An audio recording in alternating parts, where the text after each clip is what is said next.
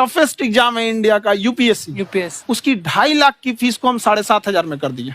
और सेम बहुत बढ़िया, वेरी गुड। और इंडिया के सबसे बेस्ट टीचर के साथ जो भी हैं वो अपने सब्जेक्ट में उससे बेस्ट इंडिया में कोई नहीं। और इतना के बावजूद ऐसे हम लोग को लगता होगा 7,500 बहुत कम है। एक लड़की ने कहा कि सर शाम वाले बैच को ना मॉर्निंग में कर दीजिए। हम कहे बाबू तो इतना सबके इंडिविजुअल से तो बैच ट्रांसफर नहीं, तो क्या प्रॉब्लम है? उसने कहा ना शाम में हमको दूसरे के यहाँ बर्तन मांजने जाना होता है। तो हम लोग को लगता है कि जितना ये तकलीफ इससे कई गुना जाते हैं। और कई बार तो ऐसा लगता है कि वो भी ना ले।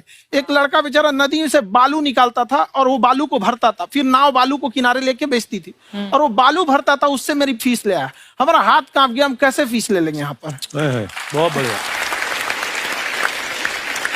उसी दिन हमने ये प्रण लिया था कि भारत का कोई भी बच्चा उसके सफलता में पैसा उसकी बाधा नहीं बनेगी, चाहे उसको जितना भी पढ़ना रहे यहाँ पर। क्या बात।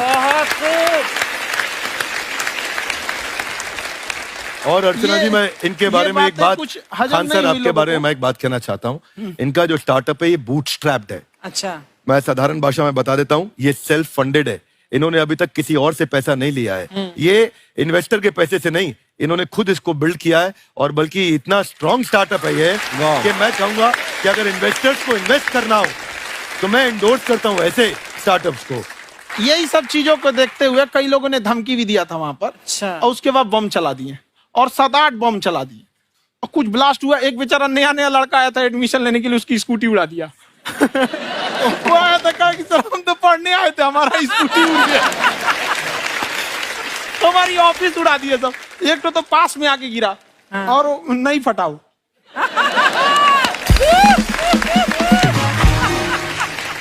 बाद में बहुत सारे लोग धमकियां दिए, लेकिन कहते हैं ना सूरज कितना भी तेज चमक ले समंदर नहीं सुखा सकता। वाह वाह वाह, क्या बात है। मैम एक्चुअली ये फीस कम करने का एक और रीजन है।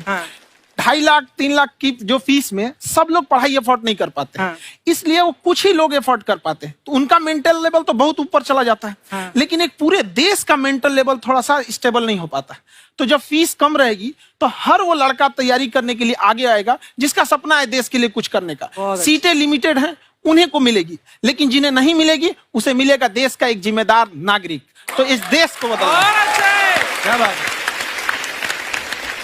हम लोग विश्व गुरु कहे जाते थे, क्यों? क्योंकि दुनिया से लोग हमारे यहाँ पढ़ने आए थे। चाइना से ह्वेनसांग आया, फाहियान आया, आज कोई नहीं आता है। हम लोग का उद्देश्य एक समय आएगा जो फिर आएंगे यहाँ पढ़ने के लिए। क्या बात है।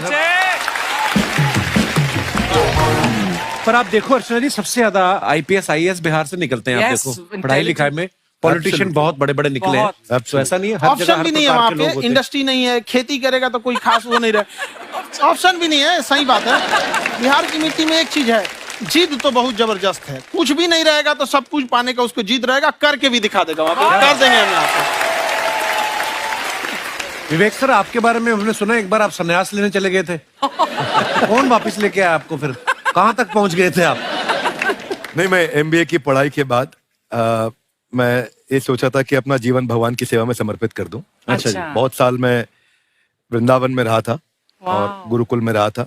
अच्छा। और वहाँ सेवा करना, बहुत अच्छी शिक्षा मिली। मैं बोलता हूँ मेरी असली एमबीए वही थी, मोस्ट ब्यूटीफुल एसोसिएशन। वाह। और मैं वहाँ भगवत गीता पढ़ी, जहाँ मुझे गीता से लगाव हुआ।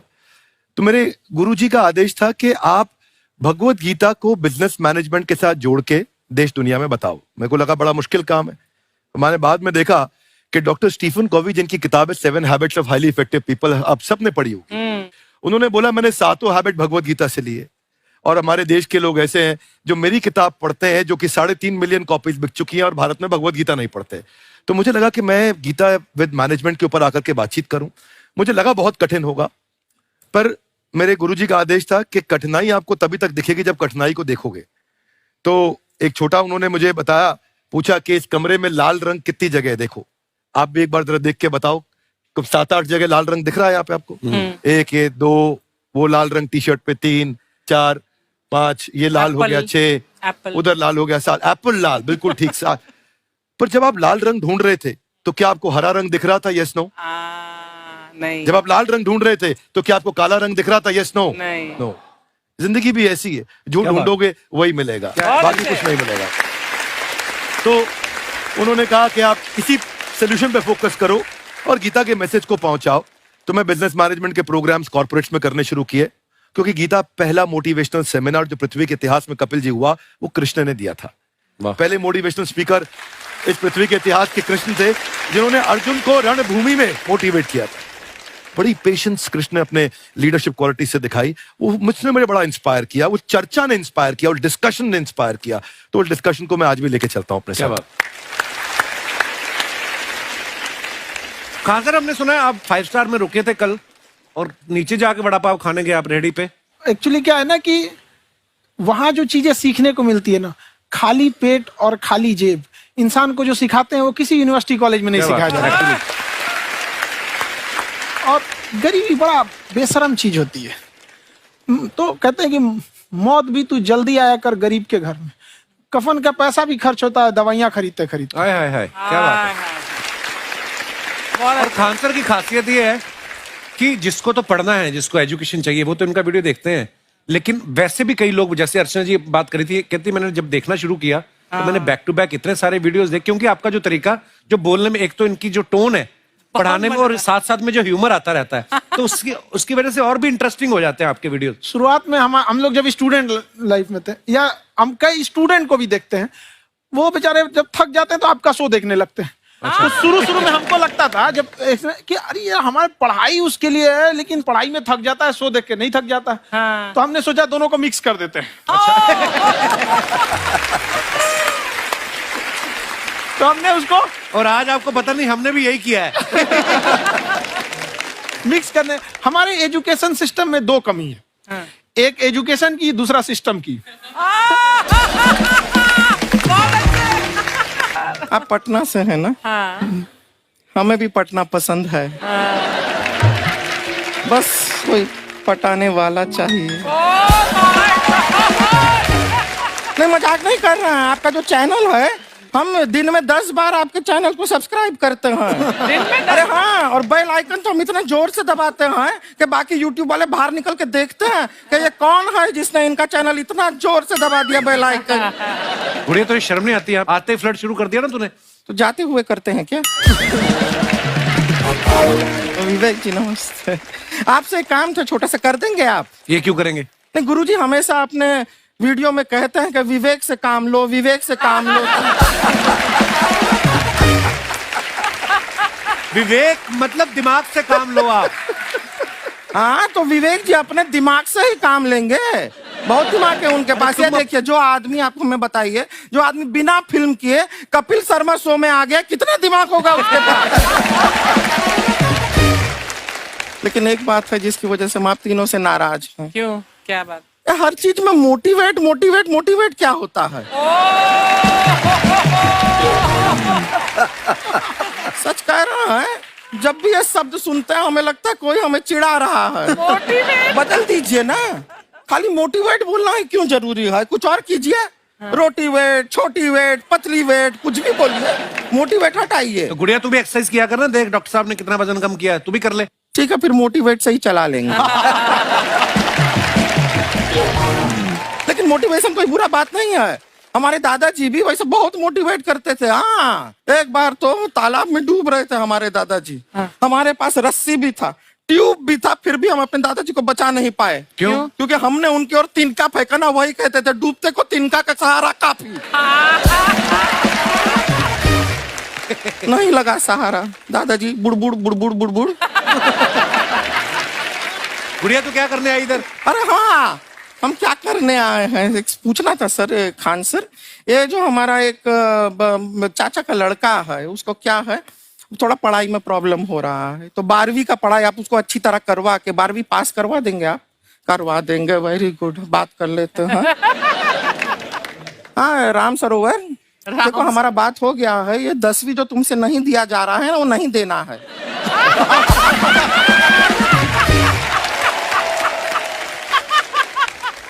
टेंशन नहीं है, 10वीं का खान सर से बात हुआ, ये सीधा 12वीं पढ़ा के पास कर देंगे। अरे ऐसे नहीं होता, पहले 10वीं पास करनी पड़ेगी, फिर 12वीं होगी ना।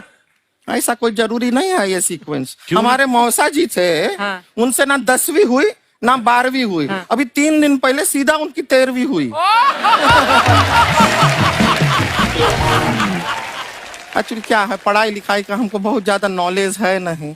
गांव में पढ़े हैं ना सर, स्कूल कहाँ होते थे अर्चना जी, गांव में स्कूल नहीं था, पेड़ के नीचे पढ़ते थे हम। यहाँ तक कि हमारे पास ब्लैक बोर्ड भी नहीं था। हमारे मोहल्ले की जो भैंसिया थी उसको खड़ा करके टीचर उसके ऊपर लिख के पढ़ाती थी। मजाक नहीं कर रहे हैं। और आप तो समझ रहे हैं, अभी ब्लैक बोर्ड की एक अटैच डस्टर था बैक बोर्ड का, समझ रहे हैं ऐसा, वो पीछे से आता था, लिखा हुआ मिटाता था और चला जाता था। ये तो कुछ भी नहीं है। एक बार क्या हुआ, हमारा स्कूल शुरू हुआ, शुरू होते ही 2 महीने के लिए छुट्टियां हो गई। क्यों? ब्लैक बोर्ड ने बछड़ा दिया था ना। तो वैसे आप लोग ना इतने ज्ञानी हैं, सब कुछ जानते हैं। आपसे एक टेक्निकल सवाल पूछे। एक बार ना 4 दोस्त थे, 4 दोस्त, साम दाम दंड भेद। वो डिसाइड करते हैं कि चलो एक गेम खेलते हैं, तो टीम्स बनाते हैं। तो साम दाम ने एक टीम बनाया। इस पे भेद को बहुत गुस्सा आया, पता है क्यों? क्यों? क्योंकि भेद को दंड मिलाना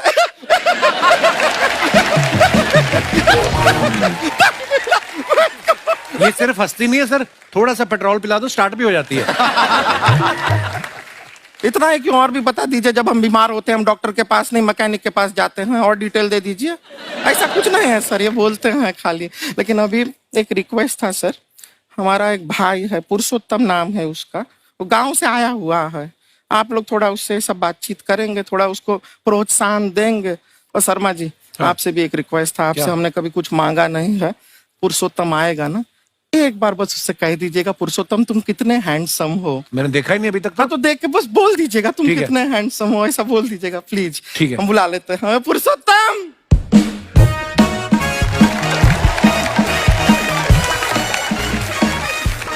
ये पुरुषोत्तम है। वाह, तेरा भाई बड़ा हैंडसम है। है तो हमारे खानदान में सब हैंडसम है, ज्यादा चापलूसी करने का जरूरत नहीं है। देखा हमारा यहाँ पे कितना चलता है। एक नंबर दीदी, एक नंबर। सब लोग हैं, नमस्ते कर दो। ये बड़ा अच्छा लड़का है, गांव में ना भैंस चराता है, इसको थोड़ा मोटिवेट कीजिए ना। नहीं तो मतलब भैंस चराता है तो मोटिवेट करके क्या होगा, शेर चराएगा बाद में। अरे शेर चराएगा तो शेर इसको चर नहीं जाएगा। नहीं नहीं, ऐसे हम खाली कह रहे हैं, तुम्हारा चेहरा थोड़ा बकरी जैसा है ना, तो वैसे ये सब बड़े बड़े लोग हैं। इनको बताओ कहा क्या बनना चाहते हो जीवन में आगे? HR। HR? अरे वाह, देखे कोई बड़ा कंपनी में ह्यूमन रिसोर्स का काम करेगा ये। अरे HR मतलब दीदी Hrithik Roshan. Tiny tin tin tiny tin tin. ना जूता पहनने का काम किया करो, जूता खाने का नहीं। काम किया है, कुछ बड़ा किया है लाइफ में?